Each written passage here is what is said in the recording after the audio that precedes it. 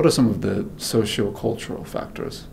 You've touched on some of the vices that, are in some of the other African countries and across the world. Corruption is everywhere, things of that nature. But culturally speaking, what is it within the cultural identity of Madagascar that makes it difficult for young people to find their way?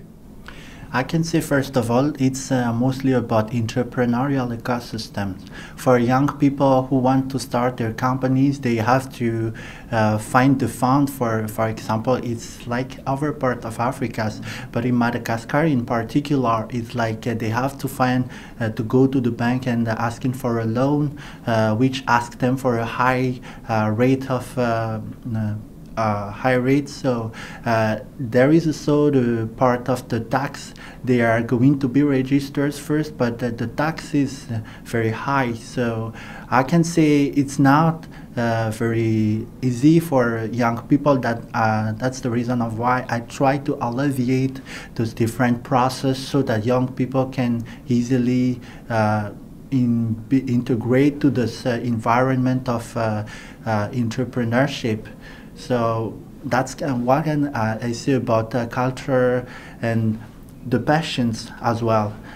Young people have the talent, but most of them don't have the passions about going to the field and becoming an entrepreneur. But most of them want to find a good job, because I think that it's kind of a mindset that we are heritated through the educational system, which makes us like we want to be in a higher hierarchical position in enterprises instead of creating our own. So that's why I've decided to take the challenge about helping them, about engaging them, about sensitizing them, and like accompanying them to different process that they can work and start their own companies, and they can become their own boss, and at the same time change maker, powerful change maker for the community and for the world. That was going to be my final question, but what you said is very intriguing, because when we talk about entrepreneurship, most people, naturally, their mind goes to currency, it goes to money, it goes to economic development. But you've touched on something very essential, and that's value reorientation. Mm-hmm. Are there any partnerships right now on ground, or are there any partnerships you're looking at into the future between perhaps you're a non-governmental organization, and other organizations that can partner with you to make that value reorientation process more widespread across Madagascar?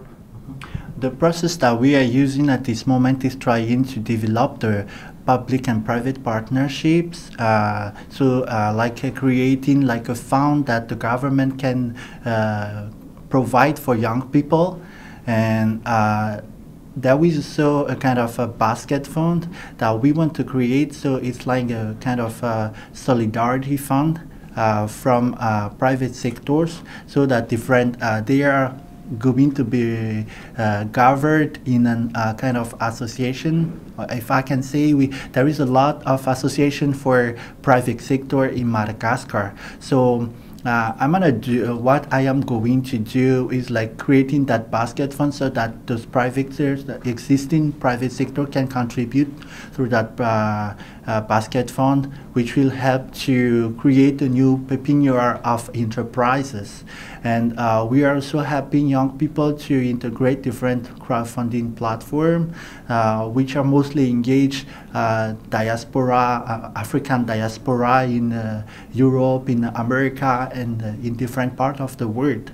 And we are also trying to apply for different grants that we are going to cascade those grants, and so that we can try to fund new ideas that will generate new benefits, and then through that benefits we will create a new generation of entrepreneurs.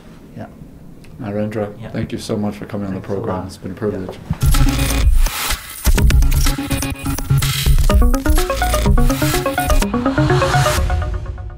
From Mali to Madagascar, we see the impact one life can make in the development of cultures, economies, and societies. Whether it is music or entrepreneurship, When these young leaders see a gap, they refuse to complain and decide rather to question and bring about the solutions they seek. Next week on the program, we introduce you to an exceptional young leader with a hearing impairment who has defied her condition to impact many with her unique story of determination and victory in the face of multifaceted challenges. Please join us right here next week. My name is Ajuri Ngilali. Until next time, lead where you are, and followers will find you.